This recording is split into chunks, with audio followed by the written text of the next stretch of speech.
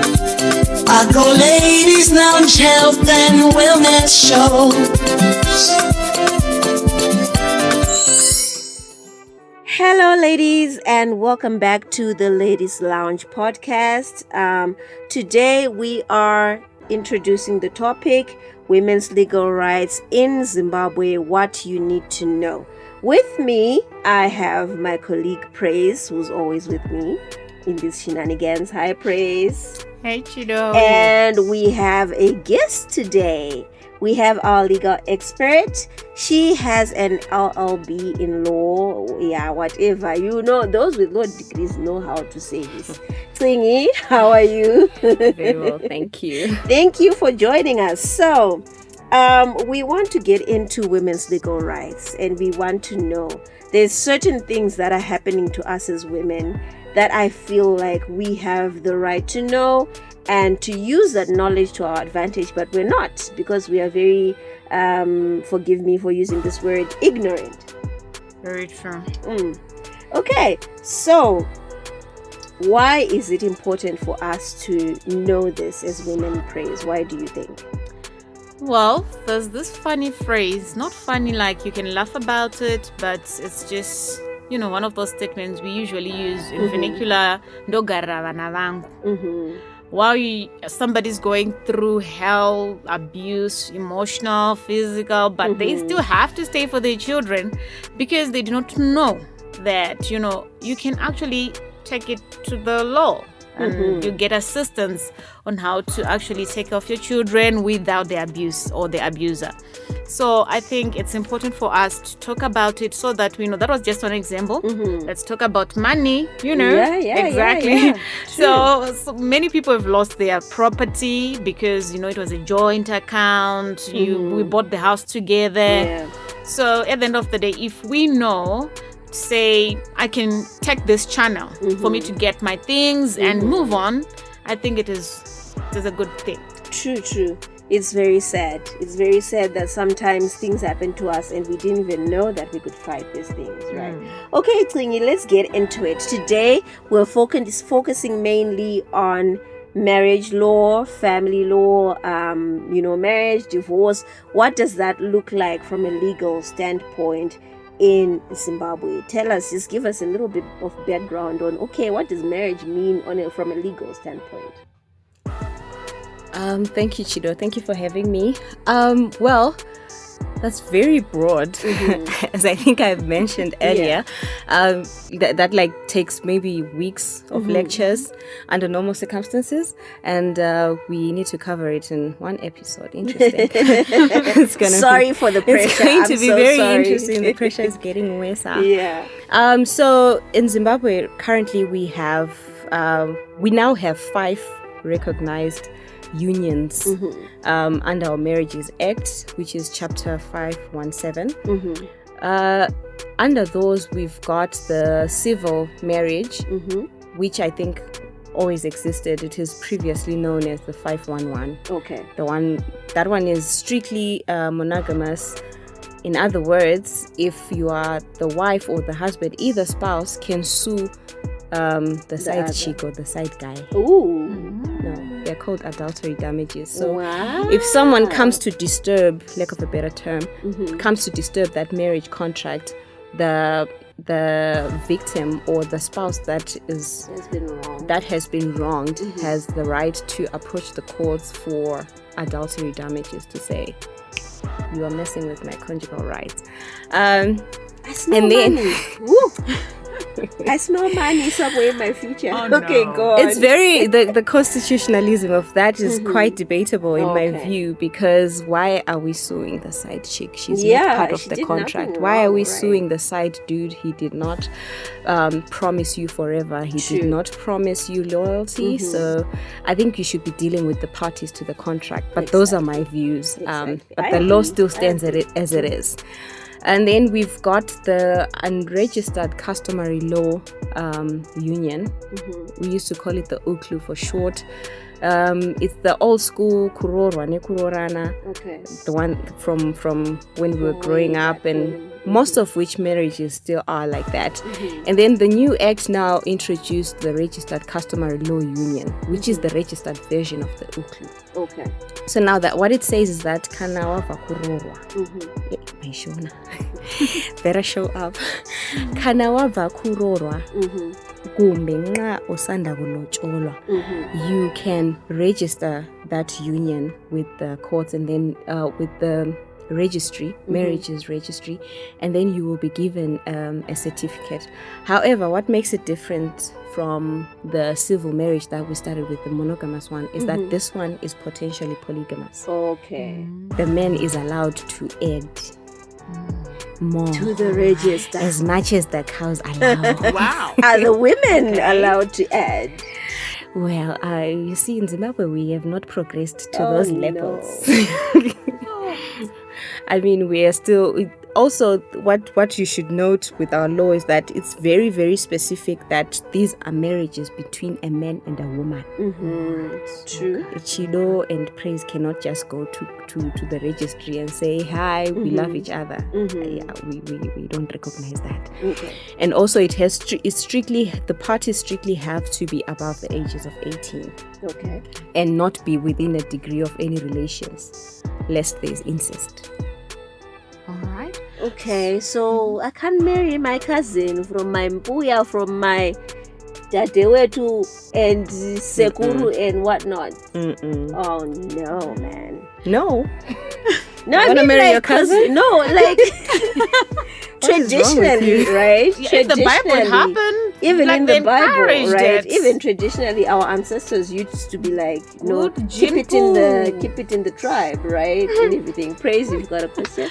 I don't know if this one fits yet. Is this whole, right? Not the monogamous one, but this new one, that if a man is married and then he brings a side chick into the house, and the wife, instead of getting pissed or suing, I just go and find my own dude, my side dude, and also bring to the house. What's happening with that?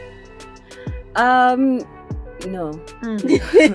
Please explain it to us who have not. Because we just don't have any understanding. Yeah. You guys understand that there are crimes of passion that are said to be crimes of passion. You don't want to be invoking any of those. You know, our men unfortunately cannot handle half the stuff they put us through. So if you were to bring your side dude into the house, I don't see that ending well. There's gotta be bloodshed. That's at your own risk. At your own risk of becoming a widow immediately. But is the law saying anything about that? What was happening in the streets where they mentioned that part somehow? No, there is another union that was introduced, civil partnerships. So civil partnerships really look at people who live together as if they are husband and wife, but a man and a woman decide they want to live together. They do everything that people in a marriage union or any of the other unions that we've mentioned are doing. However, they are just not married in terms of any of the unions that we've spoken about. In that particular union, it doesn't really, even if the man is a party to the other unions, they can be involved in a civil partnership. Wow. We're going to take a little break because I'm single, but now I'm contemplating marriage in Zimbabwe. Am I up for it? Listen, think on where you're at and what more you need to know when it comes to your marriage. We're going to be right back after this break. All right, and we're back talking about all things marriage, the legal part of it. I mean, really, I'm learning a lot. Hey, I want to get married, I think I should know everything I need to know about these things. Thank God All right. you said you want to know. I thought you were going to say you were thinking twice. No. I mean, I'm at the point where I'm like, I want to see for myself. All right. Good. I was hoping to bring you back to your senses. Ooh. Like, why would you want to do that? Oh, come on. We will not talk about why we can't live without men. Not in this episode. We will find another day for that. That's But it. okay. We were talking about civil partnerships. Thingy, why exactly was this law introduced? What was the point of it? Okay, so because we identify that there are some unions or some people who actually don't even really believe in marriage or who don't want to get the government involved in their marital affairs or their home affairs. It's basically looking at those relationships that people are living together, and obviously when you're living together you are going to acquire certain things as a couple. And unfortunately at the time before this was introduced into the law, at the time when you break up, it's just that we broke up, you go with your cat, I go with my dog. It is what it is. And so it was then realized that there was that gap that didn't cater for those people. So what basically the act says is that when you break up with your person, the law speaks to it for purposes of the dissolution and distribution of the assets that you two would have acquired during the course of the relationship. However, it's also very clear that if one of you has a husband or a wife outside of the civil partnership, when the court is distributing the assets that you two have acquired during the consistence of your relationship, it does not extend into the assets that belong to the spouse in the other. The second house. If that the makes main sense. house. Yes. And also maybe to answer some of the questions that I feel like were burning at the time that this law was promulgated, is that civil partnerships are open, or they cater and look at the rights of both men and women. Even someone's wife can be in a civil partnership somewhere. Wow. That's very Talk considerate. about progressive. I don't know if the men would like that, but I mean, it is what it is. Oh, they do not. It is what it is. It caters for everybody. They do not. Okay, so maybe moving on, I think we've got a basic understanding of how civil partnerships would work. Probably we've dwelt on that a little bit more because that's the new law that has come in. But I think all the other ones, we had a pretty good idea of how they work. So now the question is, because now this is now knowledge that I think most of us do not have. The normal unions that you've talked about, apart from the civil partnership, if I decide to leave, get a divorce, get separated or whatever, legally, how am I supposed to go about that? Probably let's start with the civil marriage. Okay, so our divorce is regulated by the Matrimonial Causes Act. Our Marriages Act does not talk about divorce. It's like all in the spirit of love, you know. They're all about bringing you guys together. So they had to do like a whole separate act for you guys to go apart. Our government is so sweet. Shame. Our government probably believes in Valentine's Day. Probably. Anyway, so for divorce, you just need to prove that you don't need to prove, you need to allege that the relationship between the parties has irrevocably broken down. There is absolutely no room or no possibility of you guys ever working things out. Chiro mukaenda counseling, chiro mukatanya, zvatovarana. There's irreconcilable differences. You don't really need to prove it. Although, if someone sues you, God forbid, your husband, takes you to court to divorce you, you can actually oppose the divorce. And say you don't want to get divorced? Yes. Wow. Kuramba. The marriage is not irrevocably broken down. We do not have irreconcilable differences. Okay. We are actually quite good. You know, I've been praying, and you know, we've been going to counseling. So you'll find that most divorce sermons will speak to the fact that the parties have not lived together as husband and wife for a particular period of time. That also helps the case of the plaintiff, the person who's bringing the case to court, to say, look, we have not lived together as husband and wife for such and such a time. I moved out or she moved out. Adultery is not really a ground for divorce. Wow. It's not? No, you don't have to allege or prove it. Wow. Or anything. You can just say it for fun. Yeah. But you know, you can come and say, he committed adultery, and so. Okay. Oh. Wow. And I don't claim my adultery damage. On the job. That's a deep one. That's a deep one. Okay. So per se, yes, the marriage is irrevocably broken down, and we both agree, or probably I have decided that, listen, we haven't been staying together, or we've been separated for such and such a time. How do I go about filing for divorce? Where do I start? Because I think that's the issue. We don't even know what to do. Get a lawyer. Okay. I would literally say this without thinking twice. In my previous life, when I was still in the practice of law, and I was billing people for my time and my knowledge, which unfortunately is no longer the case. I can't believe I have to tell you this for free. Just being helpful out here. It's ouch. So the High Court, you approach the High Court. Only the High Court can grant a decree of divorce to a civil registered marriage.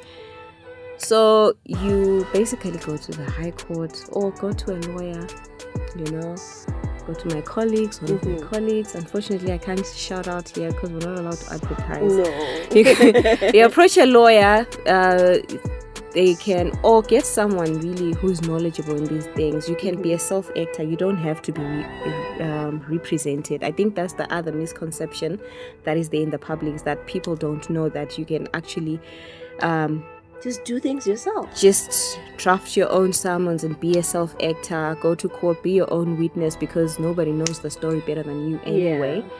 Go to the courts, and it is safer, of course, to get a lawyer, just so you don't really get lost in the whole emotional cycle that I presume you're going through as at the time that things are happening. You need someone who's objective to really stand for you and state the facts the way that they are and lead you.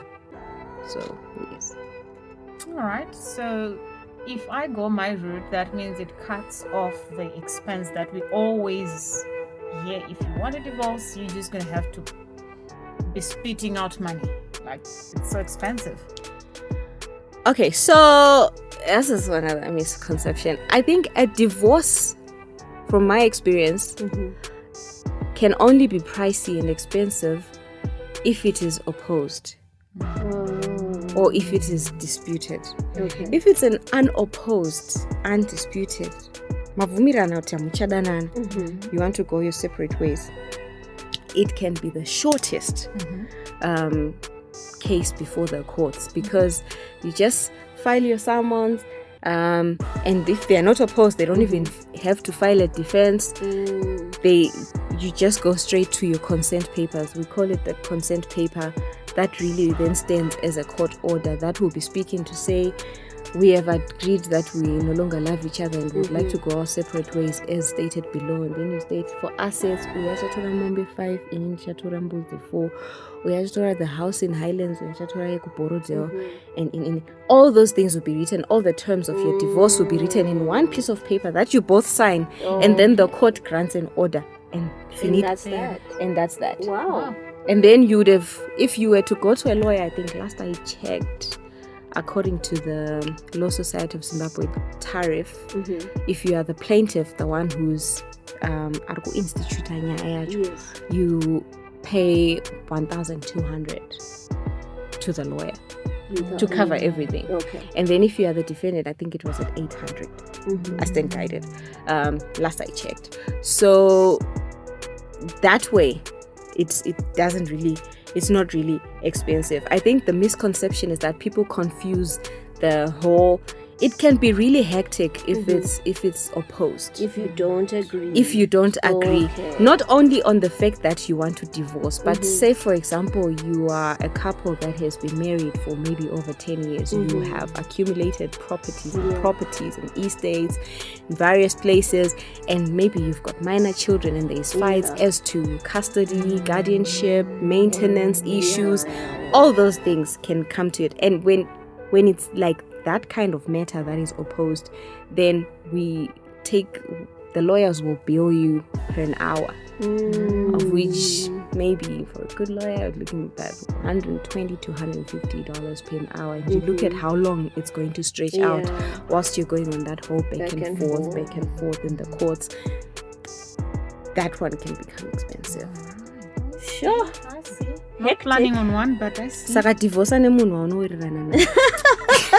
How is that even possible? How is that even possible? The fact that we're getting a divorce Imagine that. means that, we're not seeing eye to eye. But Whoa. this was It's really, not supposed to be a war. It's Mhm. not supposed to. It's It's not not supposed to be yeah. a war. But if it was not really a war, then lawyers would not be able to make a living. So Okay. Yeah. So we gotta Allow. get the drama. Okay, so I think that explains a lot of things, because people are like, oh, I'm just not gonna get divorced anymore because it's too expensive or it's taking too much of my time. Because okay, maybe let me pose this as a question: has there been, to your knowledge, like cases that drag on to the point where people are just like, we'll just leave it? leave what, the divorce? We're tired, and Back and forth. No, I know of divorces that have been, or cases that would have stretched out over years. For most of those, like, people just start living their separate lives, really. Some people actually don't even seek divorce. Some people are still married to their spouses. Yeah. They've not been living together for a decade or more, and they've just decided, it is what it is. it's not working anymore. Uyane boyfriend yake, uyane girlfriend yake, and stuff. And then people start then coming to seek divorce. Maybe you finally think you've met the love of your life or your and you wanna soulmate, get married and now again. she's saying, why, or he's saying, why Are you still why do you married? still have the surname, and then you would want maybe a court order, because now you want to really move on, even in terms of your certifications, your surname and stuff. Because right now, if you go to the magistrate court and you want to register a marriage, one of the things that they consider and ask you is that you are not a party to an already existing civil marriage. Okay. Civil marriage. No. Because if you are in the unklu as the man, you say, Yeah, ndakarora but Okay. akandoke mchato. Yo. These things are hectic. I think we've learned a lot. I think, Praise, do you have something to say with these I'm things? just gonna say I'm gonna keep my surname, but get married. Yeah, but keep my surname. We're gonna find like another day to talk about that. What is the point? Hey, certificates and everything, like the drama. The drama And and I'm going everything. to use, you said the Oklu? Yes. Yeah, that's Whoa. the safest option. Okay. Why? Well, You can get a registered UKLU, get a registered customary law union if you want your husband to be free and marry someone else. why Kana are you chida saying kuti the kuzouya husband to be free? maini. How about my freedom too? Do No, I get because to be free? because even if you are in other ones, you can go to and get your civil partnership. Yes. But I'm saying, the reason why the registered customary law union was introduced was for inheritance purposes and for assets distribution. Because when it's registered, why it was brought to registration is because there was just this there's no equality. Imbalance. There was Yeah, an yeah, yeah. imbalance. Exactly, that's the word.